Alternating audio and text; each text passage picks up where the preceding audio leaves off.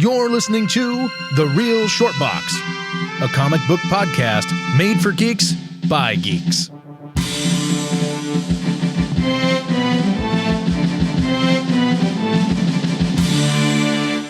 Hello, everybody. Thank you for tuning in and listening. We are The Real Short Box.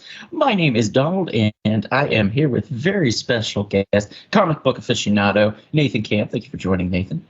Happy to be here.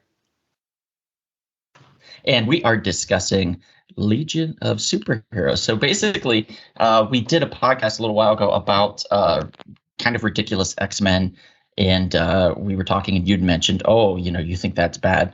There's the Legion of Superheroes, and I was like, oh my God, you're right.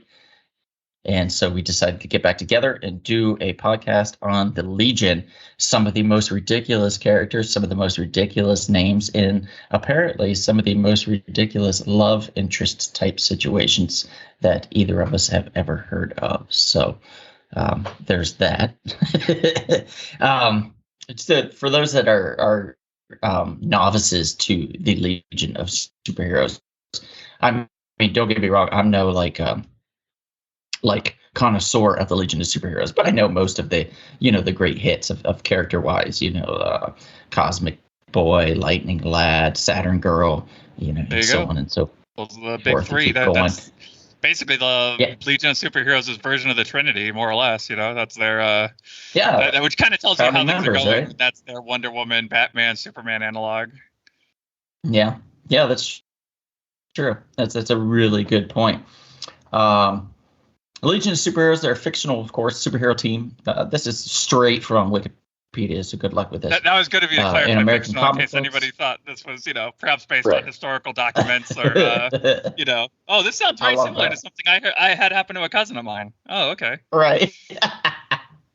Legion is a group of superpowered beings living in the 30th and 31st centuries of the DC Comics universe and they first appear in Adventure Comics number 247 back in 1958. Initially, the team was closely associated with the original Superboy characters, Superman when he was a teenager. They have to annotate that. Superboy is Superman when he was a teenager. And was portrayed as a group of time travelers. It is. Yes. I would say perhaps one of the greatest breaking of the time stream continuums for what is essentially kind of like a star fucker.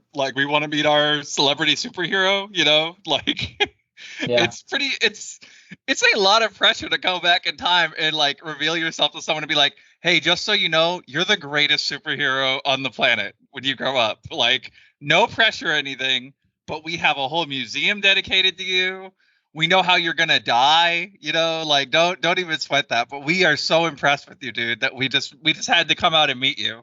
Oh, cool. What? How surreal. Oh, Kurt Cobain, it is so great to meet you, man. It is such a shame that tragedy you're gonna be befalling with in such a short amount of time. What tragedy? Oh, sorry. What was that, sir? Huh? What? Can you run that by me one more time? Yeah, I'm feeling pretty good. I'm living a really good life right now. Yeah. Me and my girlfriend. Oh, yeah. You're not gonna like how that pans out for you, bro. What? Huh? What? Can I write some of this down? Oh, yeah. No. Don't worry about it. We're not supposed to tell you too much, but you, we'll do anything. What? You're gonna forget all about this momentarily. Don't worry about it.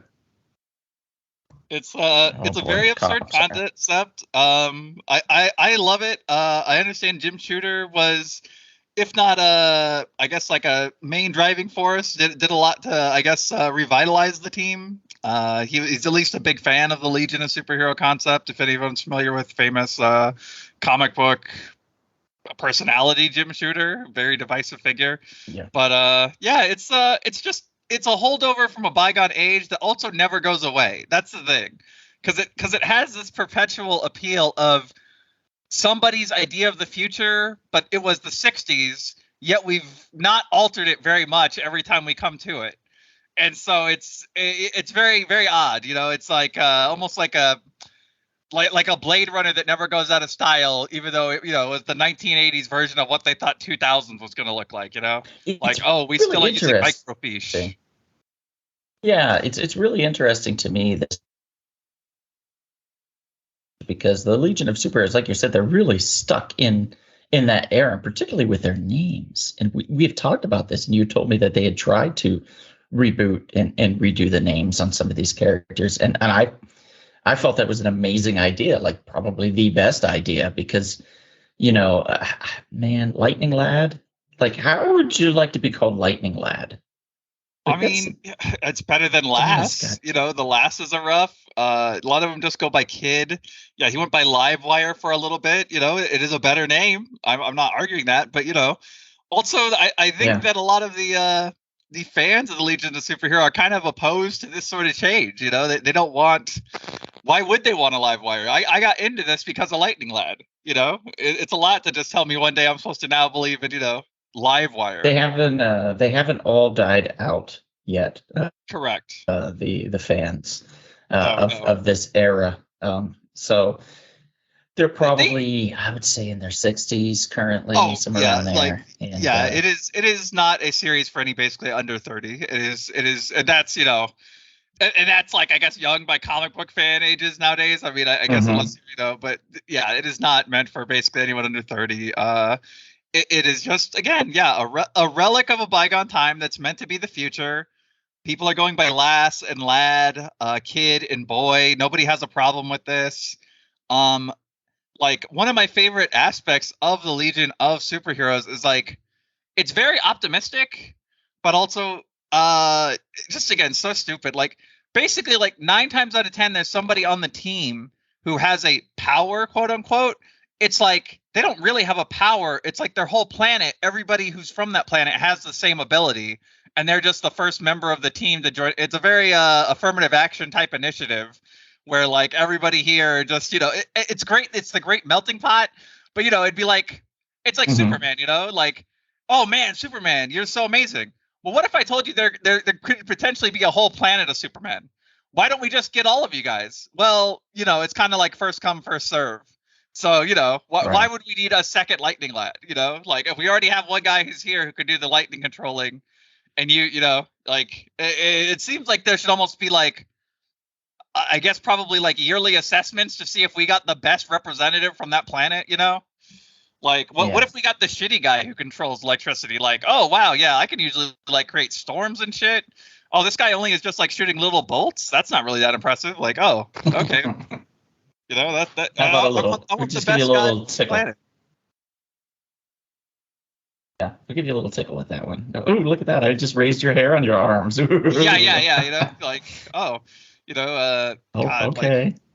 Like, okay, so here's what we'll get into as far as, like, a good example of the sort of people. I believe this is a substitute Legion of Superheroes. This is why I felt that they needed to be brought up even above the X-Men in terms of, like, bad characters.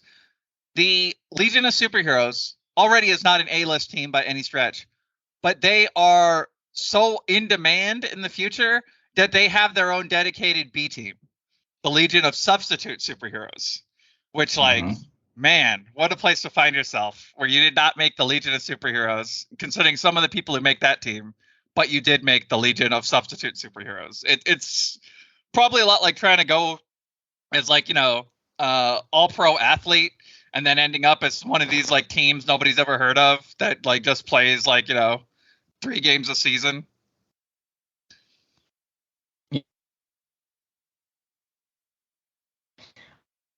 Like, I got Karate Kid's first appearance. And oh yeah, it's the same name. In the kid, I thought it was hilarious. So I got that one. And the only other real first appearances I have of any of these Legion of Superheroes is the Legion of Superheroes. And I believe that came out in '63. And that was issue 6 or 7. I think it was 6. I want to say. And you have some of the most characters. And just to name a few, I mean, Antenna Lad, Chlorophyll Kid, Doubleheader, Dream Girl. Doubleheader's a rough one. Doubleheader's a real tough. That's a different that's time. A guy with 2 heads. Yeah, he's actively arguing with himself. That seems less productive. Like, what? When does this become a power? How does this benefit the team?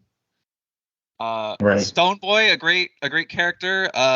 Imagine the Thing, But when he got turned into the Rock, he never gets to move it again. He is just a statue.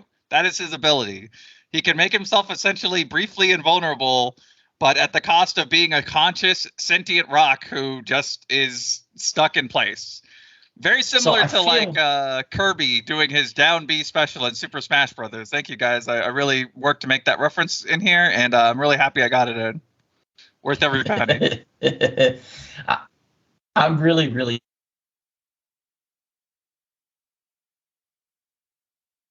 I feel like what was it, Mystery Men? You remember that movie when that came? Yes, Mystery Men. Yes, very much so in that mold. So very much so in that mold. Right? Yeah, like they took that idea, the ideal of the Legion of Superheroes, and they were like, let's just go even more ridiculous. But then I don't think that they really realized that there was the Legion of Substitute Heroes. So it was really hard to go more ridiculous. But I believe that like one of them was it was the Invisible Kid or something like that.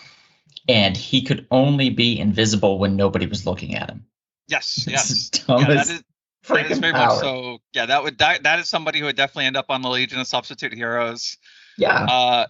You got people like Kid Psycho. Oh, what is Kid Psycho? He's got a guy with this big ass head, and he can make force fields that can like even block something as strong as like Superman's punch. Oh, that's cool. Oh, okay. What's the downside? Oh, every time he uses his ability, he loses a year of his life. Oh, okay. Well, he got pretty quickly booted from the team because that's like, let's put an expiration date on our own team member. Yeah, we've got about 5 good missions with you before, let's just say we'll be parting ways. Yeah. You're going to go your way and we'll go ours. Expiration boy. I thought what was interesting was the introduction of Tyrock. You remember Tyrock? Tyrock? Oh, dude. Not many people remember Tyrock. Tyrock was in the Legion of Superheroes, and he made his first appearance back in Superboy in 1976. And it was in the 200s when he appeared, early 200s, somewhere around there. And it was Jim Shooter. It prevented. Interesting enough that they stated now that whether this is true or not, that's subjective. But Jim Shooter had been prevented from introducing black characters into the Legion in the 60s, objected to the characterization of Tyrock. Tyrock was very, I don't know how to say it. He was just very loudmouthed. He literally, I mean, that was his power, like reality warping scream. Oh, and good. His outfit was absolutely goddamn ridiculous, but it was great for the time. It fit in I'm looking in the at 70s. It right now. He's looking like Hypno Hustler a little bit, like very similar sort of feel. Yes. And it's interesting to me, and I didn't think of it until I was thinking about it. I was like, man, Tyrock, we have Black Lightning, we have the Black Panther and stuff. When these guys came on the scene, a lot of them were seen kind of as villains. They started out as villainous, or mistaken for villains. And then they'd be like, oh, wait, you're a superhero too, or you're just trying to help your neighborhood or your people or, your friends, your family, things like that. We want to make sure that we can help you too. And it just felt so like cliched and just overdone in the realm of when it came to African-American characters in comic books. And I could be wrong here, but I feel like that happened quite a bit more than it should have.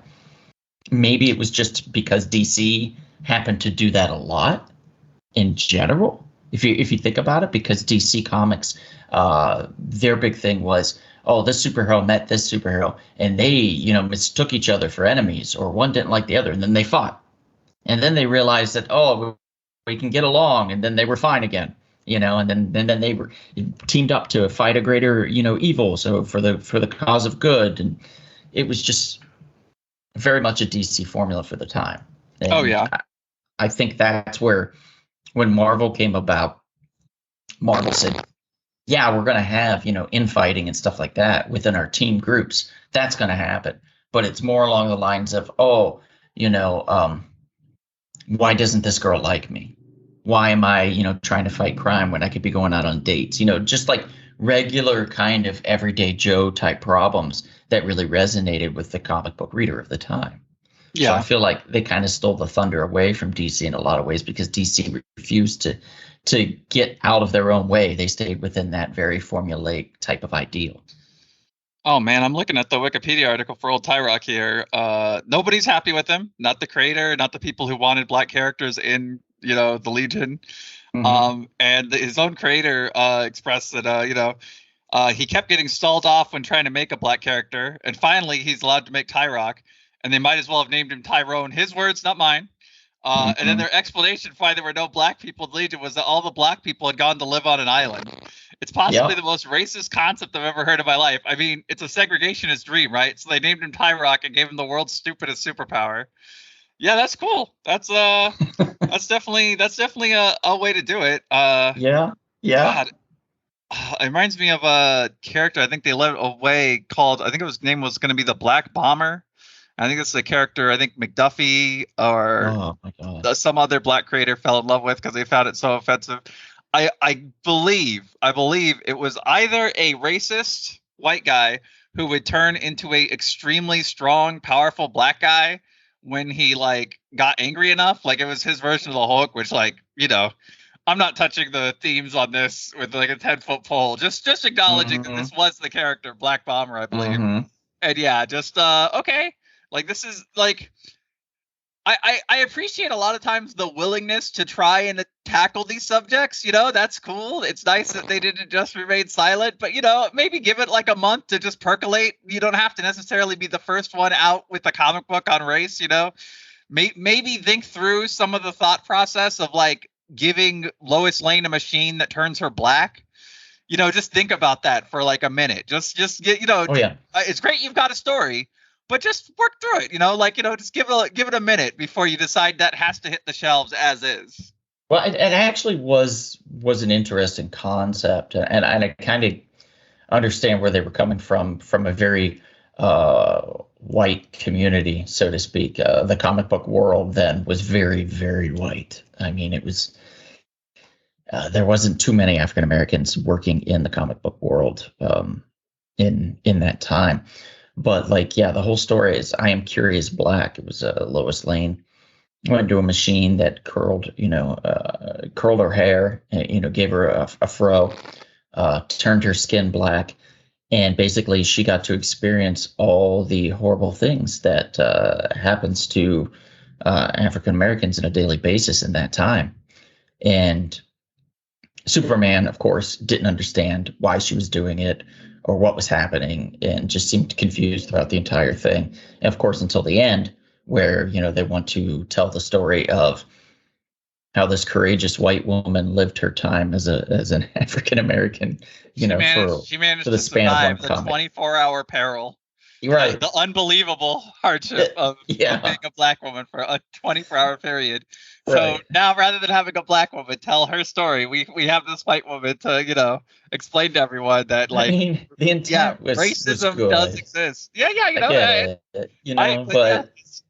Application, maybe come back to it. It's like you say, take a moment to think it out. Just understand that people will interpret things from this about who you are and what you think about things, whether you feel that is intrinsic of you or not. It's just going to be ways that is read into. It did not age well, but it is an important piece of comic book history, so to speak, because it does show that they were trying to be, albeit marginally so, they were trying to be progressive in a way. It didn't quite work out, but they tried, and we do start to see more African American characters created throughout time.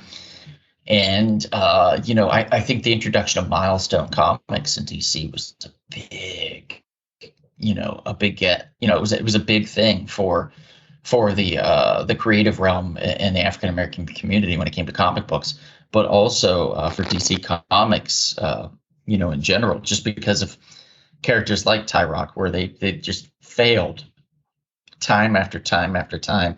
And they were, we have this character that's African American, we have Steel, we introduced Steel, Yeah, don't worry, guys. Like, Steel's great, don't get me wrong, but like we needed more, and we didn't need characters that just were offshoots of a white character. Steel came about because he was saved in the past by Superman. So we have the white savior complex thing going there. And, he decides to devote his life in using the symbol, the image of the white man that had saved him, if that makes sense. So Yeah. Steel, while a very strong African American character, still was shrouded in the shadows of a white character that he would not exist without. So it just, I get where they were going, and they weren't thinking about race when they did it.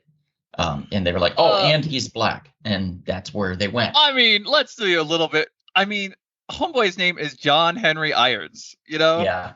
It's like me being Paul Bunyan Smith. He's like American folklore. Like, yeah. There's a lot going on. I don't know necessarily that the blending of the Superman mythos with this, tale of this superhumanly strong railroad worker was the way to go. I think Steel is a neat character. He's very impressive. As far as your average stat line, but just interesting. What would I say? Interesting. Not insights, impressions. God, I can't think of the proper word, but it's yeah.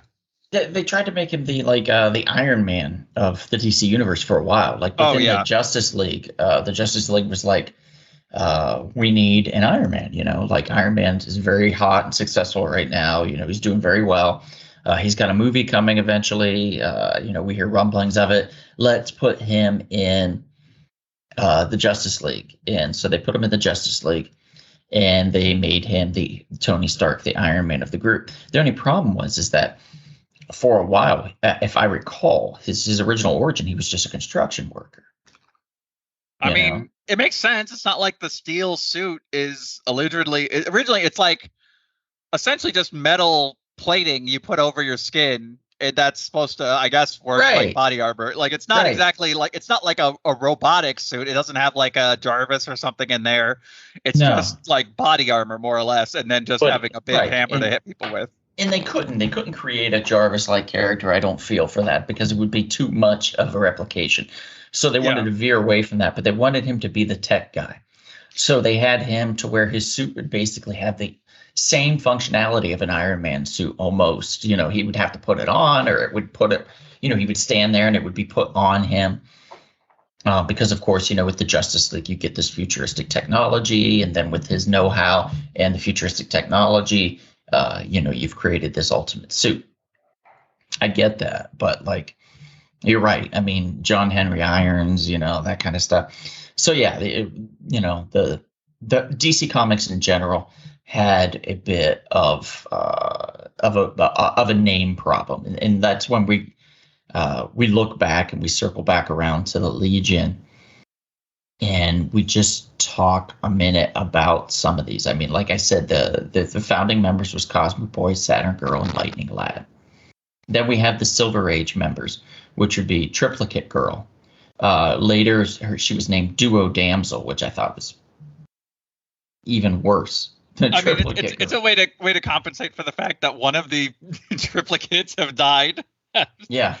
I mean, Triplicate Girl, I mean, I guess it's a power, yes. It's a very nerfed like Jamie Madrox, but they're all just people, Right. I'm not like, they don't have any special abilities. I'm just making two more of myself. It definitely watching the Invincible cartoon with duplicate, that kind of tells you how that would go, where she's often making more of herself, but they're just getting immediately pulped. Like they're brief human shields before they're wet smears on the pavement. They don't. They're just regular people being thrown into superhero situations. It's cool they can make unlimited of them, but that will just mean that we have a bunch of bodies to clean up after the fight. Just think about this though. You got these names, right? You have Triplicate Girl. What if you just called her Triplicate? You have Chameleon Boy. What if you just called him Chameleon? You know, Yeah, Kid Quantum. What if you just called him Quantum? these are ideas. They I don't know. I could embrace be the wrong. fact they are not grown adults. They think it's cool to acknowledge that they are not yet to be like respected as like peers. That they are going by lad and boy and kid for their whole life. Bouncing Boy. I mean, bouncing, like, they could have called him the Bouncer, you know? Hey, you know, that's fun. Ultra Boy, Ultra. The bouncer. Yeah. Oh man, that reminds me of that shitty PlayStation 2 game that was supposed to be like the Final Fantasy like killer. Like, hey, you guys had Final Fantasy 7 on the PlayStation 1. Now get ready for the bouncer on PlayStation 2. Oh, yeah. Good. I mean, it goes on and on and on, guy. Like, there's Karate Kid. Could have been, I don't know. They could have called him, just karate would have been tough. But Pharaoh would have been good. Dream Girl, you know, that's a rough one.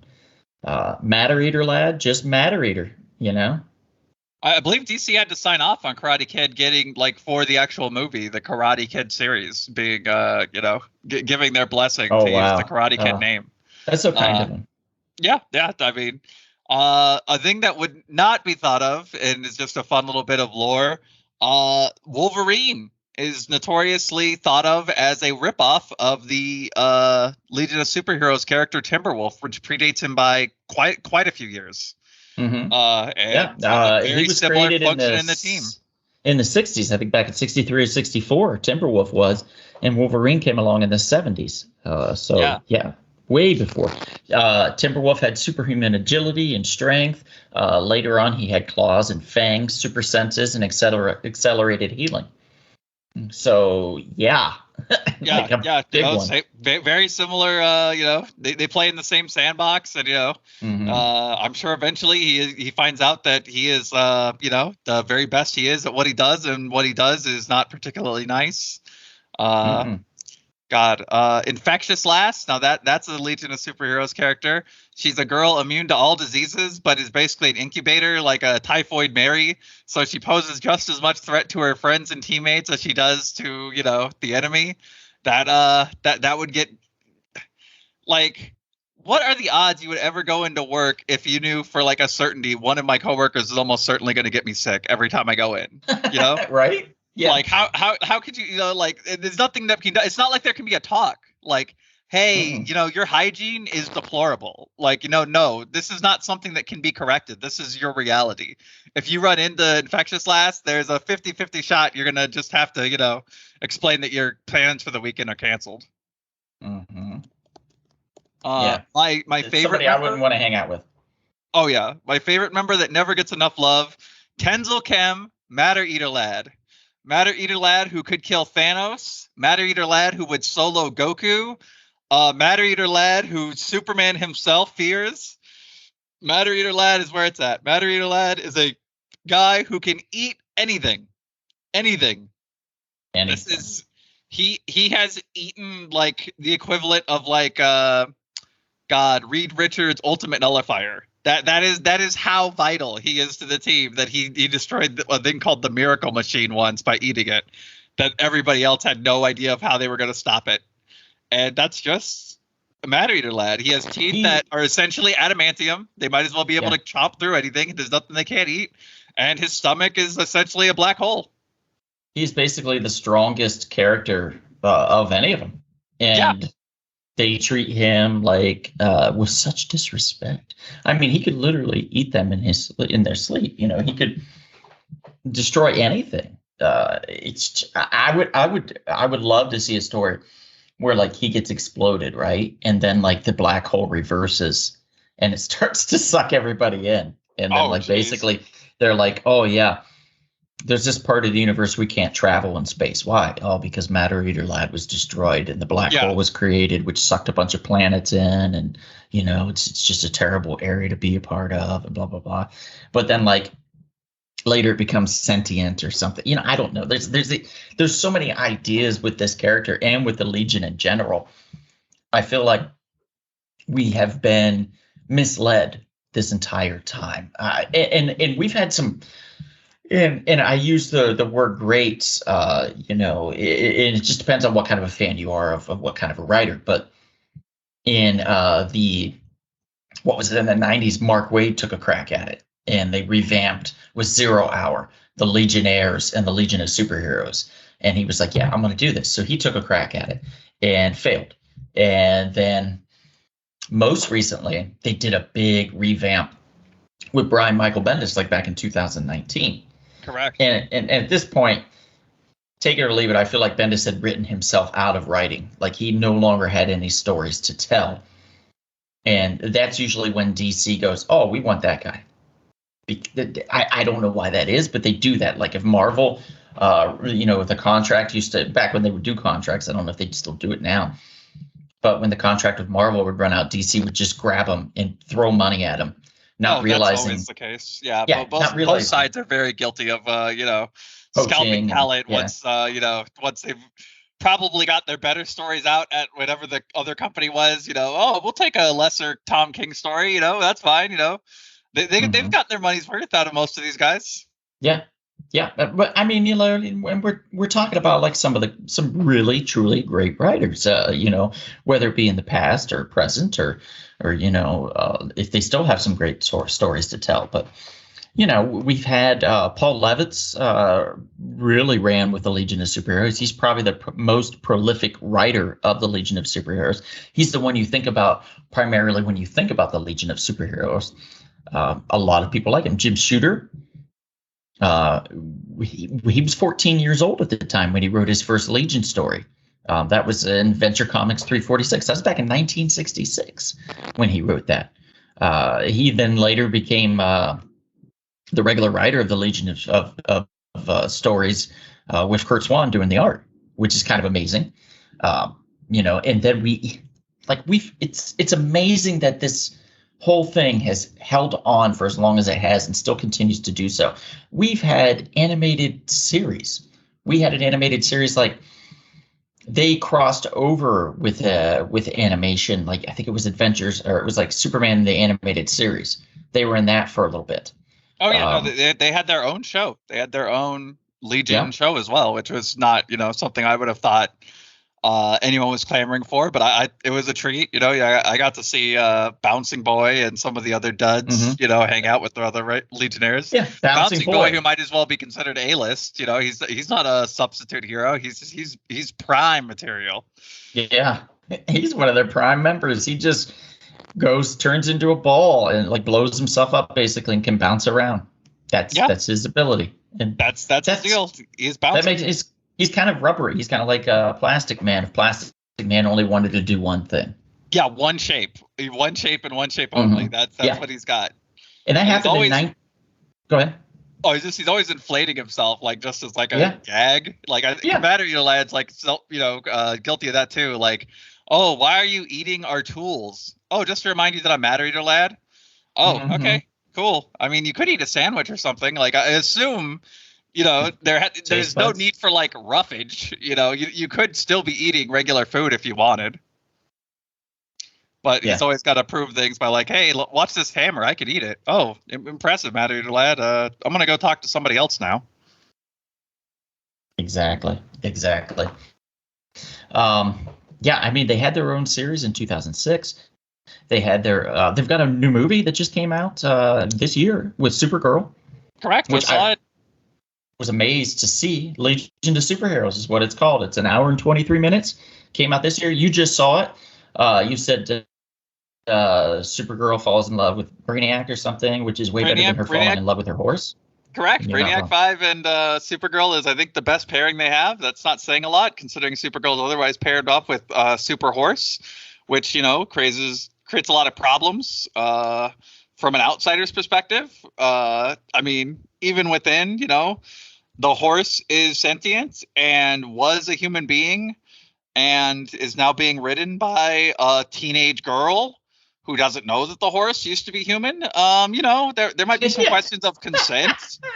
Just like there's a lot of problems with that. But yeah, Brainiac 5 in comparison has got it all over a horse. I will say that. I don't think that's even questionable. And I think Supergirl would agree with me that if she had to choose between dating her own pet and Brainiac 5, that she would choose Brainiac 5 every time. And I would hope. I would. The interesting thing, I just want to say, I think it's a great time for comic books in general, just particularly because we've gotten 4 seasons of a series based off of the Doom Patrol, which is the most defunct X-Men you've ever could imagine. And in fact, that's something we should talk about at another time.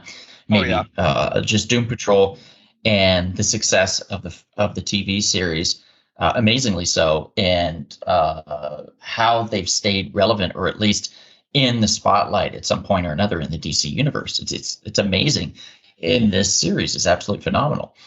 And we continue to get legions of superheroes. We continue to get the stories in film, in television, animation, in comic books. And it's because of the die-hard fans. It's because of the people that have a belief in the future being bright. It's because that's something that they were showed when they were a kid, and they had this thought of a unique future like that, and that that they could do something to change the world, and that there are superheroes out there. I don't begrudge anybody for that. I do, again, I'm going to leave you guys with this. I do think that it's time for a change. It's time for an update within the names. We need to get away from the lad and lass and the kid. I think that all needs to go by the wayside. If we can all agree on that, then we can get through it. And I think we can actually bring some relevance to these characters now in the century that we're in, instead of in the past. But I digress. I could be wrong, but that's just my feeling. So what are your thoughts on that, Nathan, before we go? I will mirror the sentiments of, I think, comic book writer Chris Sims, which is give us a Karate Kid series where he has to fight a whole planet. That's all. Make it the Raid, but it's a whole planet, and he's got to fight off a whole planet of people. Okay. This is what we want. This is what the fans get behind want. that. Yeah, that sounds good to me. I like that idea.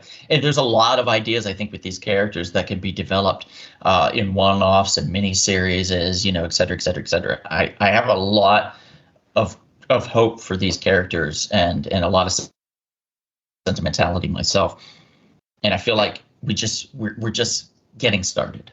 They seem prepackaged for James Gunn to want to put his little stink on, Yes, these guys all you're seem not wrong. Yeah, I guess not Arm Fall Off Boy, but somebody very similar showed up in the Suicide Squad movie. It's Nathan Fillion's character who just took his 2 floating arms and watched them immediately get, torn to shreds. Yeah, I think TKD or TDK or something like that they call it. Yeah, detachable arm kid or something like TAK. I don't know.